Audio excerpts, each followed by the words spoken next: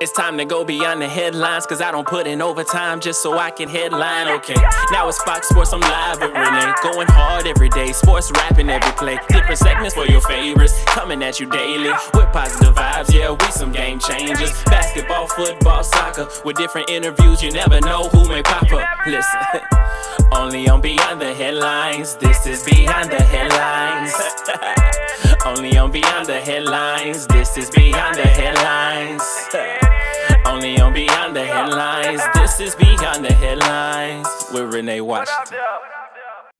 It is time for our positive vibes only segment here on Beyond the Headlines with Renee Washington. So joining the show from North Jersey, we've got Jane Zagajeski, a science department chair at Elizabeth Barnes School. Jane, welcome to the show. Thank you.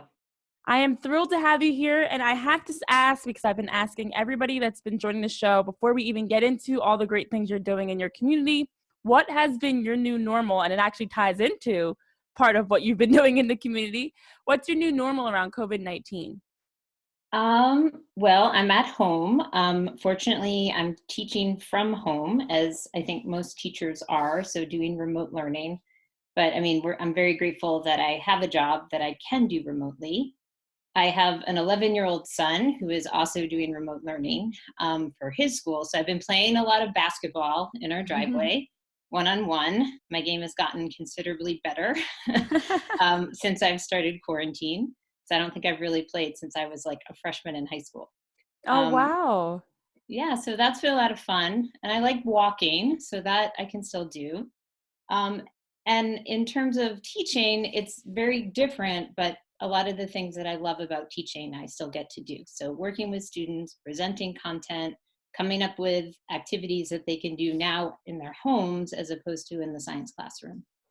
Yeah, and I love, well, the first part of that, I love the fact that you talk about getting back to playing basketball, something you haven't done since high school. I know, like, for myself, I find myself doing, like, I was out playing soccer with my siblings. Like, we haven't done that since we were kids. Like, it's really taking us back to the basics and back to what's most important, which is just spending time with our loved ones. But also, as you touch on, you know, teaching, learning from home is difficult for a lot, but we at least still have the ability to do so and stay connected with students. Yeah, that's the beauty of it, is the side that you get to do things you haven't done in a while, but the downside, of course, is it's changed so much. So I love the fact that you have been working to help donate resources.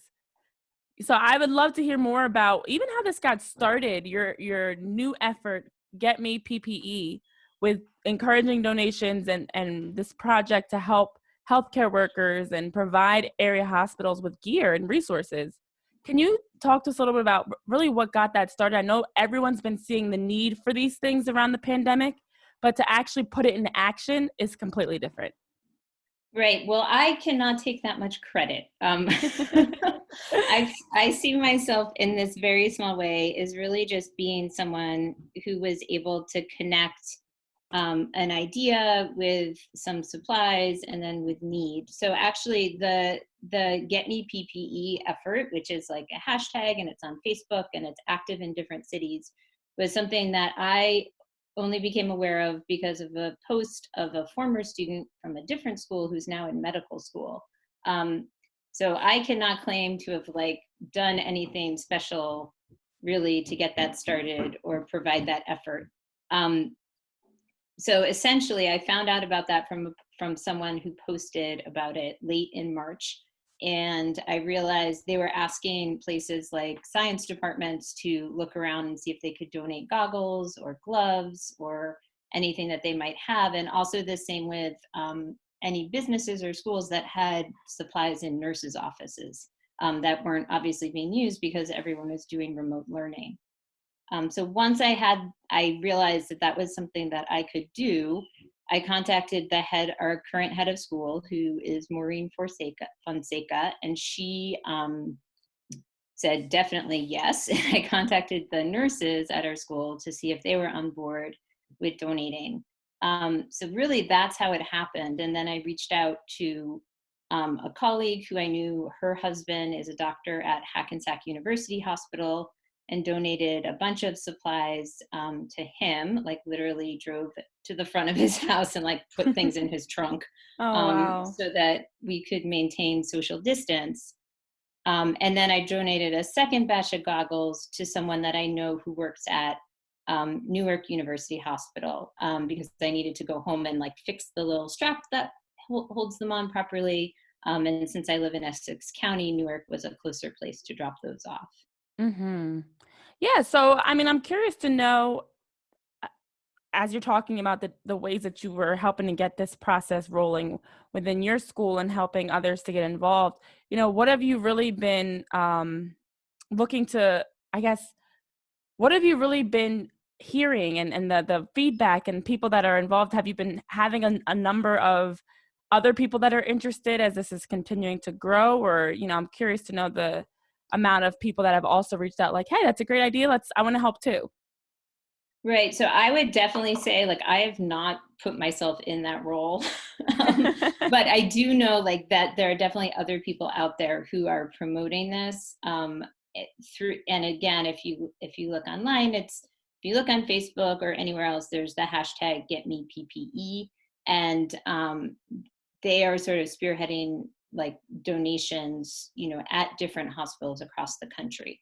And I know that that's something that different businesses, as they've had to close to being, even you would think like, I don't know, some businesses you wouldn't necessarily think they would have this kind of gear, but a lot of even big office buildings and things like that have like first aid kits and sort of emergency supplies that they have been able to donate.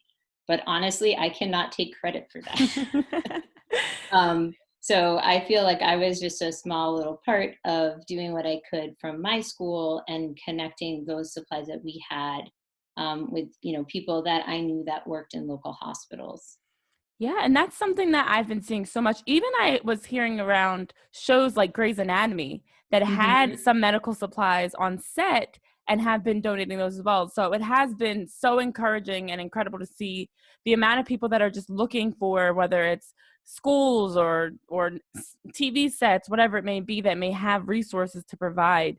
But something that also stood out with me that when I saw what you're doing is the fact that with your goggles that you're donating, there are petite nurses that may have like a better, now have the opportunity to use these goggles because they're smaller goggles for students, and how difficult these is to not only find these resources, but then to find them that fit your size, which is something I was not even thinking about. I was just thinking, oh, Yeah, you I mean, this donate, was one size fits all, but not even realizing there's a lot of different sizes needed for different people. Yeah, and I think, I mean, goggles isn't something that normally, for many medical staff, that's something that people normally wear. But I think with COVID-19, it is something that's recommended for people having contact in a medical setting with COVID patients. And what was interesting to me, and this all happened, at the end of March, I initially, the doctor at Hackensack said, I don't think we need the goggles. But then a day later, by the time I got to his house, he said, no, I'm going to take the goggles because I think our medical school residents will need them. So the need was sort of expanding like during this process. And I said, I have these really small goggles like for our fourth and fifth graders. Do you want them? And he said, well, actually I have some really small medical student residents or medical school residents who would probably need that size. And that to me just drove home, this is not a normal situation in which these supplies were readily available. And so I think there are different ways that, like almost like elementary school sized equipment was useful to hopefully to some of these medical professionals. Wow. Yeah, and I think that speaks volumes to exactly what we're dealing with here. The fact that we do have to be more, proactive and trying to make sure that not only are the people that are working the front lines getting what they need, but also that it's going to help them, because essentially if you're a petite medical resident and the goggles are too big for you, it's not going to help either. So No, it's just, definitely. oh my goodness, I can only imagine. I'm curious to know, even on the education side, my mom is a teacher, and I always, well, I'm not loving any of this, but it's interesting, I should say, to always hear the different perspectives as to how educators are, going through this process of teaching from home. So Mm-hmm. I'm even curious on that side, working with students, working with whether it's science labs or providing homework. And now that we just heard Right. the news that in New Jersey, all schools are indefinitely closed throughout the rest of the year, how's it been on that side of things as well as an educator to still provide our next generation with the tools and learning they need from home? Yeah, I mean, it's such a huge undertaking. I feel, I think a lot of someone that, has said like, this isn't really like online learning. This is like emergency remote schooling. This isn't Mm. something that we were able to plan out in advance. And I think online learning doesn't necessarily serve all students. So there's definitely some students for whom this is really, really challenging for. The school that I work at, I teach mostly at the middle school level, and we already had a one-to-one laptop program in which, well, it's like a bring your own laptop. So each student had a laptop already. So that put us at a huge advantage, and the students at a huge advantage for already doing some of their work through their computer, like using Google Classroom was something that Mm-hmm. most students and teachers were already comfortable with. And then I think to that, we've added having Google Meets, which, sort of actually having a conference like class for our class time. So I know a lot of schools across the country, and certainly in the New York, New Jersey area, aren't in that same situation and don't have those resources. I feel like I've been able to adapt the science curriculum to function in the remote learning environment in a way that I think is beneficial to my students, and we are still learning, and in some ways we're learning things differently, but it's still really valuable. I'm really enjoying adapting lab work to something that students can do at home, whether it's as simple as like doing observations of the water cycle with household materials, or Mm-hmm. figuring out a way to measure things, whether it's finding a ruler or printing a ruler or seeing if someone has a measuring tape somewhere. So some of the problem solving that needs to go into that, I think, is almost as valuable, especially at the middle school level, as like what actual content are you teaching and learning. I think Absolutely. those are some of the things that we've done. And I think one important thing that distinguishes remote learning from just accessing content on the internet or through books is that you maintain the student-teacher relationship, so that it's not just you're watching a video, but you're getting feedback from your teacher on your work, and there's an ongoing dialogue about your learning and about you and about how you're doing, that continues even though we can't be in the same classroom. Mm-hmm. And that's the tough part. I mean, you're in North Jersey, so you're even closer to New York than many. And so when I know for me, I still work in youth sports as a coach, and something that I keep having conversations with people around is although we're still providing kids with these opportunities to learn and still be active, you still don't really know all that they're dealing with.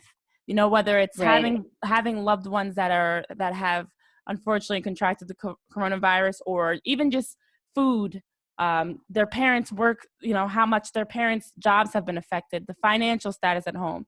So when you talk about connecting with students, that is so vital now, because so many of the kids just need to have someone and something that still feels relatively normal when there's so much going on that we may not even know about that's going on at home. I agree. And I think, it is, it, even though a Google Meet can replicate some of that, I find it's still really hard to sometimes know exactly how my students are doing when I'm seeing Mm-hmm. them on a screen. And I think um, having the Google Meet has been great. And I know that there are some school situations where they don't even have that. It's more of, operating only through email or through sending work, without a live contact. So I really value that the setup at my school allows for that. And I think it's really beneficial to my students. Yeah, I think, absolutely. Go ahead.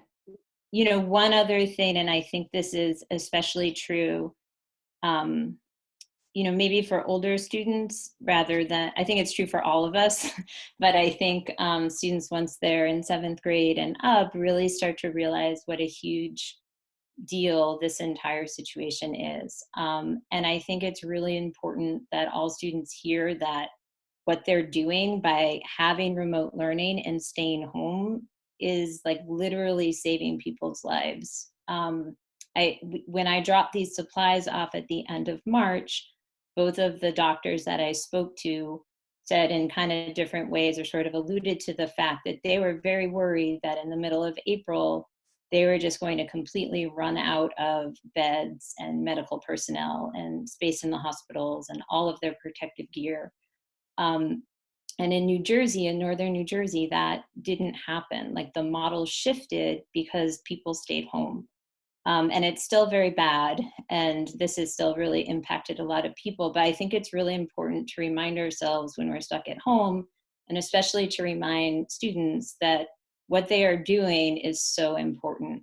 And their actions right now in struggling through remote learning and, you know, dealing with their teachers trying to use technology, which must be frustrating for them, is having a real impact on how this pandemic is transpiring, especially in the New York City area. Yeah, it is. It's a lot. It's a lot to take in. It's especially with all the change that's happened, and then you add in even things like some kids don't have the right technological equipment, the laptops. I mean, we even had Wi-Fi issues on the interview Mhm. before. Like, Yeah, there's so many areas that it's hard to address. But as you mentioned, one of the most important things is the fact that by staying at home, by having the opportunity to work from home and learn from home, does allow us to cut down the numbers, as we are still unfortunately in the midst of some incredibly scary numbers around the yeah. pandemic. So where can people find more information on whether just if they want to get involved? I know you talked about the hashtag, but where can people find more information on social media or whatever it may be to get involved like you were able to do so? So the way I did it actually was not through a set organization. It was actually through doctors that I knew. And I know that local police departments and EMT departments and fire departments have also been, especially in areas like North Jersey, have been accepting donations, and they would definitely know where to give donations if they don't need them. I actually think at this point, in some areas, like the situation of the immediate need for PPE has stabilized, and now what people need, what institutions like hospitals need, are donations, because now they are more able to procure like large batches of PPE, from people who are making them, but they need the money to do that. So I know the Get Me PPE hashtag also accepts financial donations so that they can pool those to buy big batches of equipment. So at this point, I think a lot of places who had stashes of goggles or gloves have donated those supplies. And if people have them, I'm sure there are local hospitals or first responders that would take them. But I think there's also a need for financial contributions. Gotcha. That makes complete sense. And I hope that everything can, people can continue to help out. I know even people have been opening up, whether it's providing resources or providing food or whatever it is, of course, within the means that of staying safe and the parameters of the safety needs of the Right. pandemic. But yeah, that there's so many ways to get involved to help, even volunteering at local churches and things like that to help make masks. So it's great to see that you have been a big part of that in your community to help get that process going with providing resources for the local hospital. So Jane, I thank you so much for taking time to join us here on our Positive Vibes Only segment of Beyond the Headlines with Renee Washington. It's been great to hear about what you're doing, and I hope that you continue, and wish you all the best in helping out with your students in any other way that you can in the community. Great. Thank you so much. No problem. Thank you.